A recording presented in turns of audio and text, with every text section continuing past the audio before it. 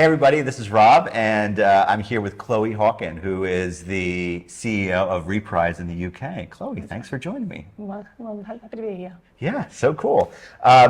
So we're doing the news from Cannes, and we're talking to executives like yourselves on topics of the day, things that are important. And one of the topics of 2023, as we think about the relationship between brand safety and brand suitability, is thinking about the bottom line. And how do we, these things are great, they're important, obviously, but clients are going to care about results. And so how do you think about suitability in a way that but at the same time keeping in mind what clients care about and making sure that campaigns drive results? Yeah, absolutely. So I think in terms of when we think about what are those results we're trying to achieve, obviously there is the media efficiency angle, which is often a big focus, and obviously the impact of your campaigns.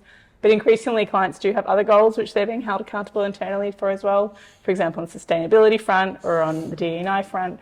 So I do think the goals that our most progressive clients are setting out are broader than just an efficiency and effectiveness metric. They are thinking about other factors of company success. So when we think about brand suitability in the media and creative landscape, we are thinking broader than just those outcomes. So with that in mind, our approach is to look at kind of the ecosystem in a broader sense. So what we do is look at brand suitability through the lens of media responsibility. And in that case, we're looking at the inclusivity, the safety of the environment, the ethics of the platform, the sustainability of it as well.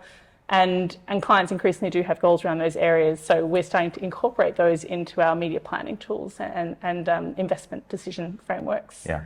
And actually now a quarter of our global clients are using our media responsibility index to make decisions around their media mix. So obviously we're still factoring in the value of those particular placements, but it is also helping them achieve their broader goals in those areas as well. And how many times or what happens if a suitability requirement gets in the way of a KPI goal of a client? Like how do you deal with that? How do you solve for that? Yeah, so obviously there's multiple factors that will come to the final outcome of the plan.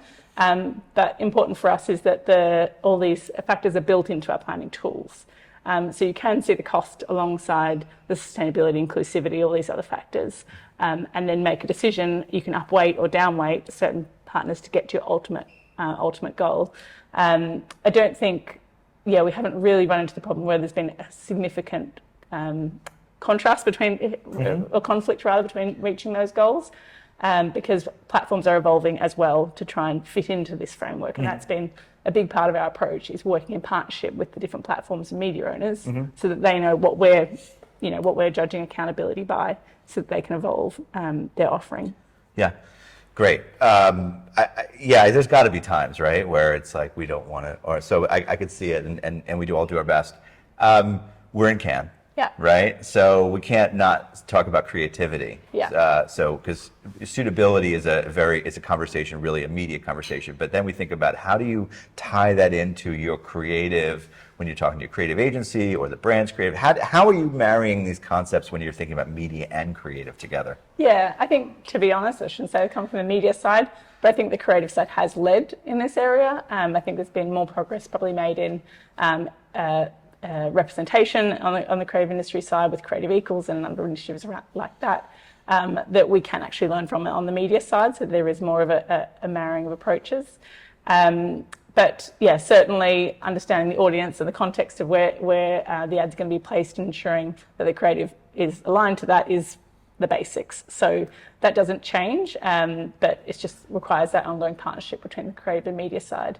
The other thing I would say, though, obviously when it comes to the sustainability side, which is a factor in brand suitability, is that might change some of the formats or the weight of the files and all these technical factors that may impact the creative that can be developed. So I think that's going to require a lot more partnership to see how do we reduce the footprint of the campaigns that we're producing and the way they're being served. Got it.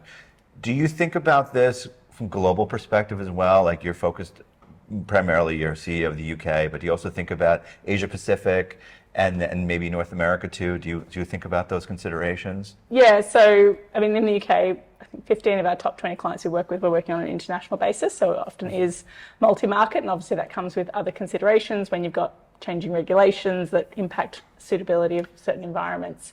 But specifically the Media Responsibility Index that we've driven was originally a global approach. It was limited to 5 partners and just focused on the social space. But in the last 3 years, we've evolved that. Now it's over 200 partners across 7 different channels. So I think the great thing about that is you can apply learnings across different markets. So for example, broadcast has often been leaders in terms of supporting brand suitable environments. And we're using that information to then speak to CTV partners or online video partners and say, how can you apply some of those learnings to your environment and to make sure that it's more appropriate for brands' placements. Great, thank you. Everybody, great job. Chloe, great to see you. Thanks so much for doing this. Yeah, that's the news live from Cannes.